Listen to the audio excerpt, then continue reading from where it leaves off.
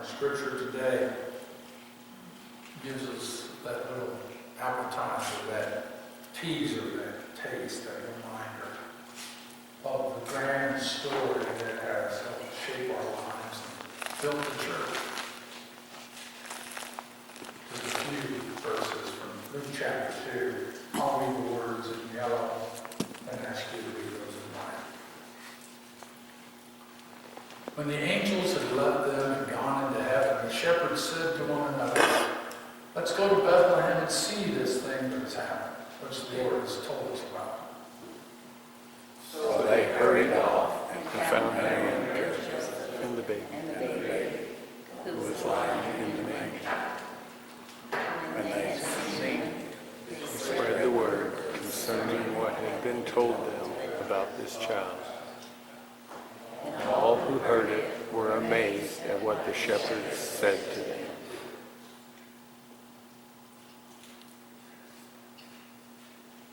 It is that something extra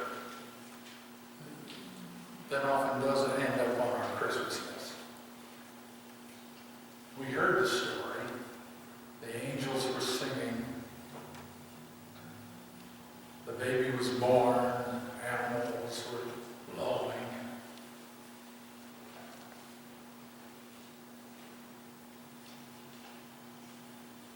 But perhaps we didn't take those last steps. We didn't actually get up and go to the manger.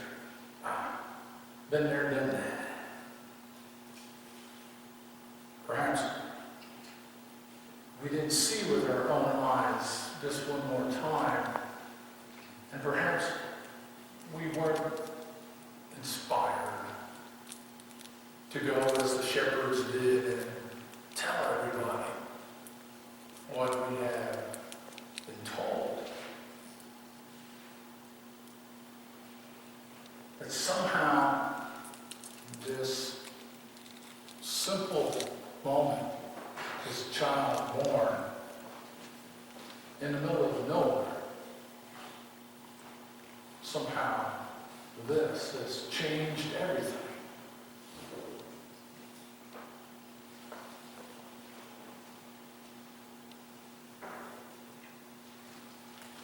Perhaps we just can't find the words anymore. Perhaps we haven't gone to the manger. Perhaps in the midst of all of the activity, we haven't allowed ourselves to fully absorb the wonder of it. Perhaps we're too grown up. Perhaps it's been blotted out. Perhaps the child within us is sleeping through the whole event.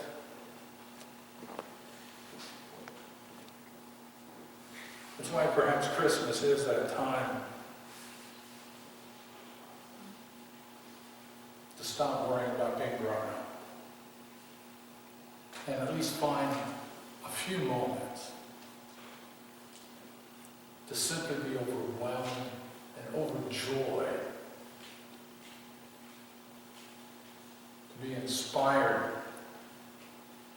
to tell the world that God has done something this year.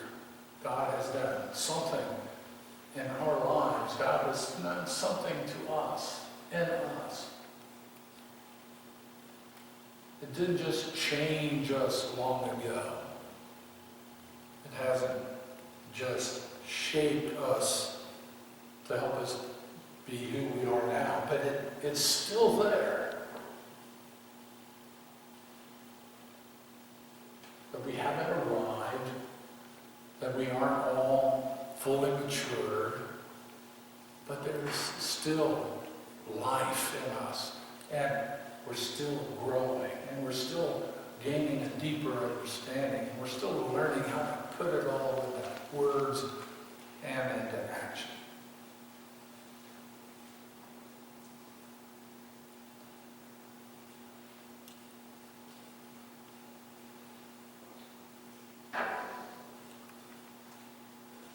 It was over 30 years ago that I walked into the bookstore at Christian Theological Seminary. I was still a student there, working on a Master of Divinity degree. I came across a little book written by a woman named Anne Weems, W-E-E-M-S. The name of the book was Kneeling in Bethlehem, and it was a series of poems, some of them short, some of them long, some of them very clear, some of them a little bit more obscure. It's poetry, after all. And I've been using her poems at Christmas for over 25 years. Partly because what happens at Christmas is beyond words. And poetry, like music, is beyond words. There's so much room in every syllable, so much room in every line to take us to places that a simple news report can't take us. Christmas is so much more than the report of the events, even as they're recorded in Luke or Matthew. It's so much more than a literal story, so much more than any singular event. There's room in Christmas to fill our hearts, our souls, our minds. So I'm going to share just a few of the poems of Anne Weems to give you something of what she shared, hoping that somewhere in between the lines and amongst the syllables that you'll find yourself a little closer, more fully in touch with the grace of God that comes in a Bethlehem manger. This first one's called Against Our Better Judgment.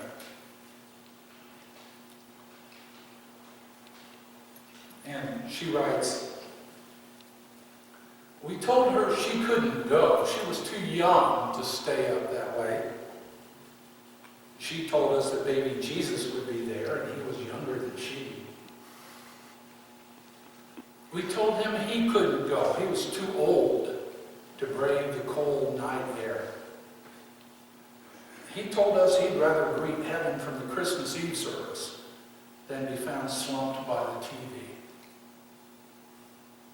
So we bundled them up against the extreme cold, against their own defenselessness, against our better judgment. And they went out with joy. My prayer is that those of us who think that we're in charge of the world and the church will remember that the stable was filled with such as these, those who could not be kept from rejoicing."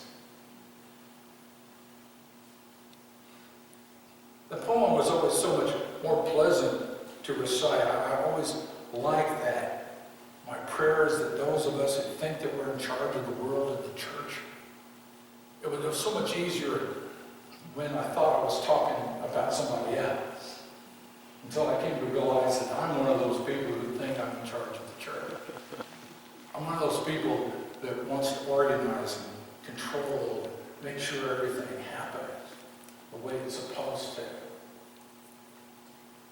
And it's important, I think, for all of us to be reminded now and then, as Advent has reminded us from the beginning, that life is what happens while we're busy making plans. And that occasionally, when everything we had in mind simply falls apart, it's just evidence that a God thing is about to happen. Her poem, What Do I Want for Christmas? goes like, when's the last time someone asked you what do you want for Christmas? She says, what do I want for Christmas? I want to kneel in Bethlehem. The air thick with alleluias, the angels singing that God is born among us.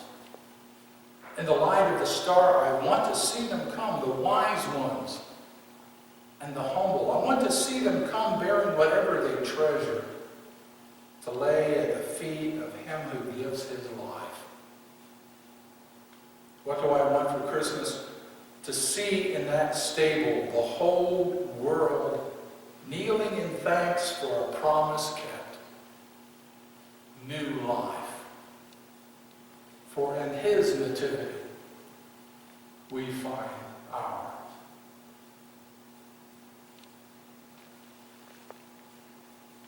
You ever join her in that? What do I want for Christmas? I want the world to care. I want to see them make the trip.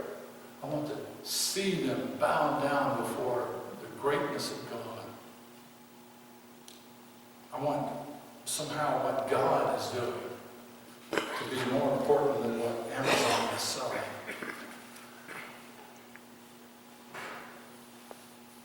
In her poem, The Child is Born Again, she takes the great event and narrows it down to where it really matters. She says, each year the child is born again. Each year some new heart finally hears, finally sees, finally knows love. And in heaven there is great rejoicing. There is a festival of stars. There is celebration among the angels. For in the finding of one lost sheep, the heart of the shepherd is glad, and Christmas has happened once again. The child is born anew, and one more knee is bowed.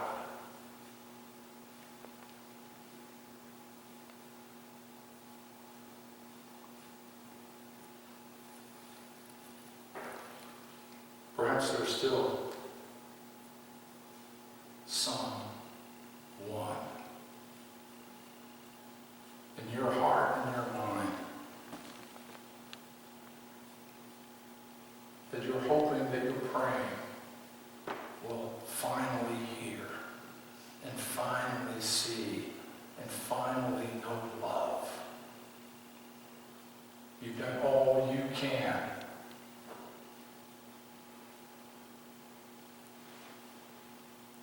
And perhaps you might even be afraid to hope that it's possible. Because with hope sometimes comes disappointment. And yet, despite all of the great tragedy and bad news that overwhelms us, individuals do come to see love. And so perhaps there's reason to have hope and to rejoice. And maybe this year, the one we love so deeply will finally see. And maybe the truth is that we've been focused so much on other people that we fail to realize how much more each of us has yet to see.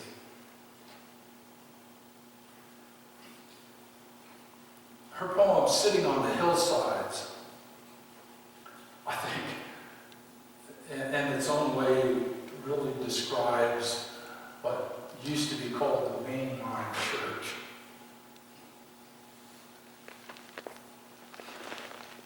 She says, most of us who gather in Bethlehem on this night are not the star seekers.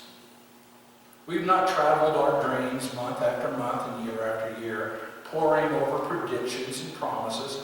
Most of us sit on our hillsides, tending our sheep, business as usual.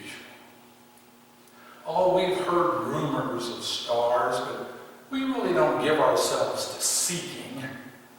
After all, there's more than enough to do in the daily tending. We're simply not on the lookout for stars, nor expecting any light in our darkness.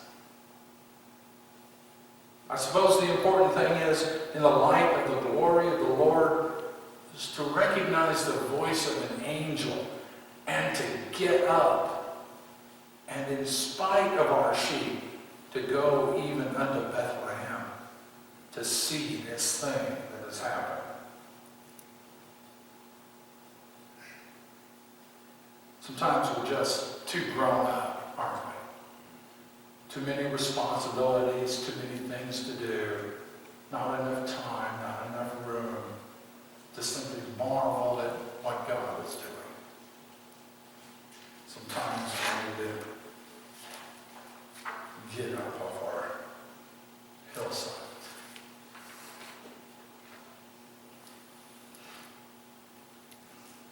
There's something, in fact, among us, grown-up, mature, mainline, sensible people.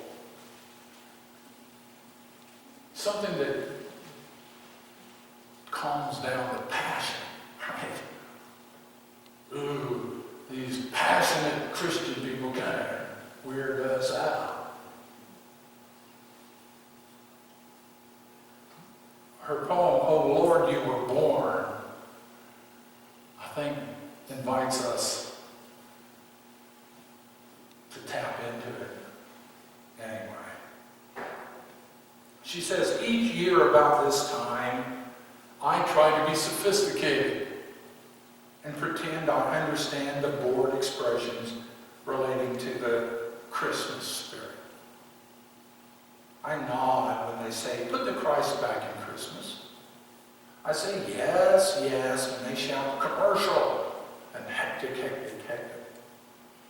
After all, I'm getting older, and I've heard it said Christmas is for children. But somehow a fa-la-la keeps creeping out. So I'll say it. I love Christmas tinsel and the angel voices that come from the beds upstairs. And I say 3 cheers for Santa Claus and the Salvation Army bucket and all the wrappings and festivities and special warm feelings. I say it is good, giving, praising, celebrating. So hooray for Christmas trees and candlelight and the good old church pageant. Hooray for shepherd boys who forget their lines and wise men whose beards fall off and a Mary who giggles. Oh Lord, You were born. Lord, You were born, and that brings it upon my ordered life like bugles blaring. And I sing, hark the herald angels in the most unlikely places. You were born, and I will celebrate. I rejoice for the carnival of Christmas, and thank God for the hallelujahs I see in the faces of people I don't know, and yet know very well. Oh Lord, there just aren't enough choir boys to sing what I feel. There aren't enough trumpets to blow. Oh Lord, I want bells to peal. I want to dance in the streets of Bethlehem. I want to sing with the heavenly host. For unto us a son was given, and he was called God with us. For those of us who believe, the whole world is decorated in love.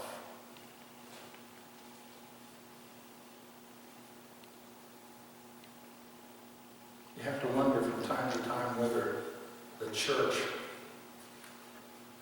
in its effort to be sophisticated and grown up, has packed away the passion that really changes people's lives. My favorite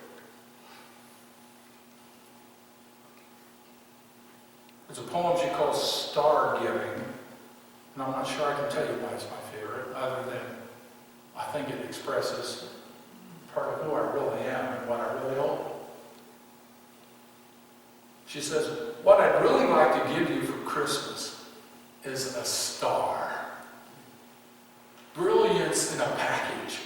Something you could keep in the pocket of your jeans or in the pocket of your being. Something to take out in times of darkness. Something that would never snuff out or tarnish. Something you could hold in your hand. Something for wonderment. Something for pondering. Something that would remind you of what Christmas has always meant. God's advent light into the darkness of this world. But stars are only God's for giving. And I must be content to give you words and wishes and packages without stars. But I can wish you life, as radiant as the star that announced the Christ child's coming, and as filled with awe as the shepherds who stood beneath its light. And I can pass on to you the love that has been given to me, ignited countless times by others who have knelt in Bethlehem's light. Perhaps if you ask, God will give you a star.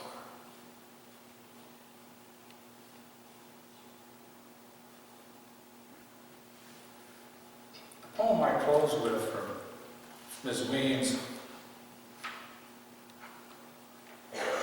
is, I think, perhaps a chronic Christmas wish. She names it simply holding.